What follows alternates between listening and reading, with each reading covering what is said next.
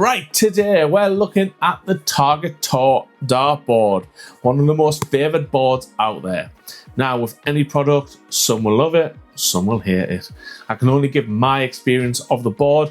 I can't speak to anyone else's experience. So when I started darts in February 2024, I used the Winmau Blade 6 for the first year. And as you can see on screen, it's pretty beat up. The sizer looks battered, but it's still a great board. I'm going to say it now, I don't think you can get a bad dartboard this day and age. Maybe some are softer or harder than others, and maybe they have distracting graphics, etc. But on the whole, most boards are similar to each other, and most use sizer from Africa, commonly from Madagascar. I really don't want to make one board look worse than the other, so I'll be as transparent as possible.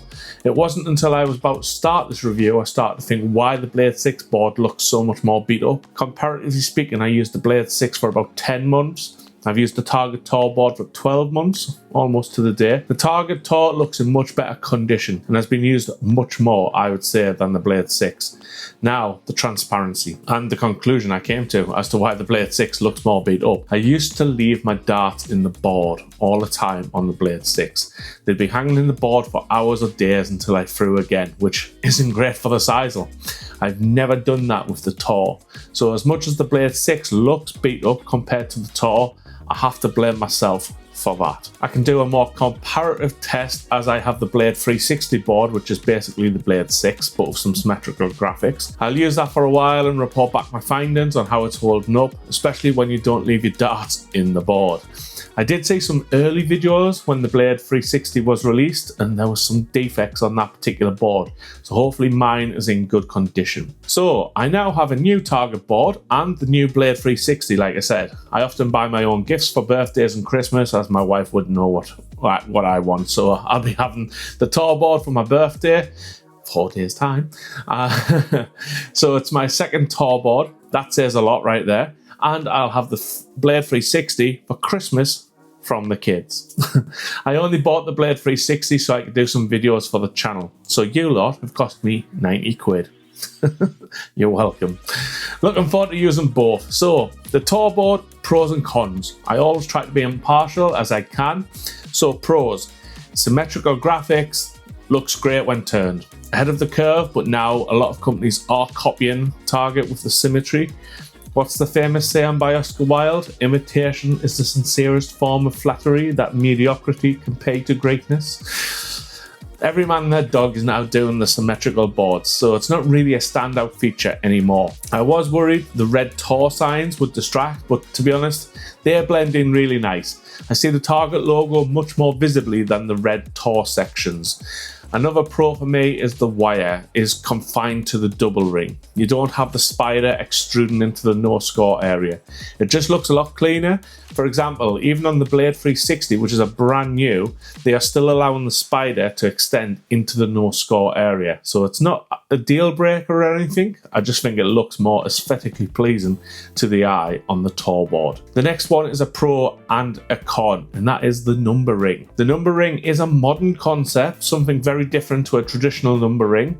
I loved it when it was announced, and I still do. It's non-distracting and leaves plenty of space in the no score area. So when you're going for doubles, you're a lot less likely to hit the number ring. This also comes with its drawbacks, and it's mainly a design fault. You only have to look at my double 16 or double 8 battered.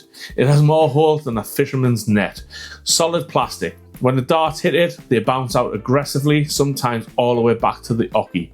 They do produce some violent bounce outs, but again, the Blade 6 has just the same with solid plastic numbers. Loads of holes in them too, so I just feel the Blade 6 number ring took the impact a bit easier and not as hard a bounce out. So that's probably my only gripe with the TOR board over 12 months of use. The board obviously has the peak fix wheels on the back. I refer to my earlier Oscar Wilde quote there. Rotor-lock. I told you everyone copies. If it works and sells, other companies are going to do it. So buy this board, you won't be disappointed, or at least you shouldn't be. Getting close to the end now, guys, so I just want to touch on points. Look, I've heard and seen videos of this dartboard looking battered, and people complaining about the board. What points are you using? Your board is only going to have longevity if you look after it.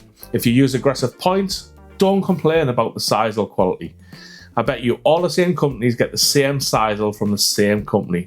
Most likely, just like Apple, Samsung, and half the world get their chips from TSMC. I've used Diamond Pro points mainly, and for the last 6 months, perhaps I've switched over to SLK points. No damage to my board in the slightest.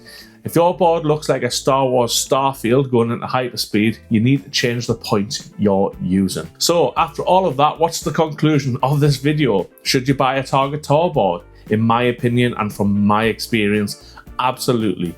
So much so, I bought a second one, as I said. It's a fantastic board. Is it the best on the market? That's hard to say. In my opinion, like I said, I think a lot of the top boards are so comparable, it comes down to aesthetics. Which one do you like the look of? As 2026 goes on, I'll have used the TOR Dartboard, the Blade 6, the Blade 360, and I fancy getting the Samurai 4 from Mission, maybe in the spring, so I can give a more definitive conclusion. There's also the Unicorn Eclipse board, which may be worth getting and giving a go too. So if you're on the fence about buying the Target TOR board, don't be, it's a great board. If you fancy one of the other brands, they're great too. Honestly, pick the board that hits your gut first. Which do you like the look of? So after all of that, I'm not even sure we've reached a definitive conclusion, but buy the Target TOR board. There you go, conclusion reached. Right, it's that time again. Movie time! Let's go!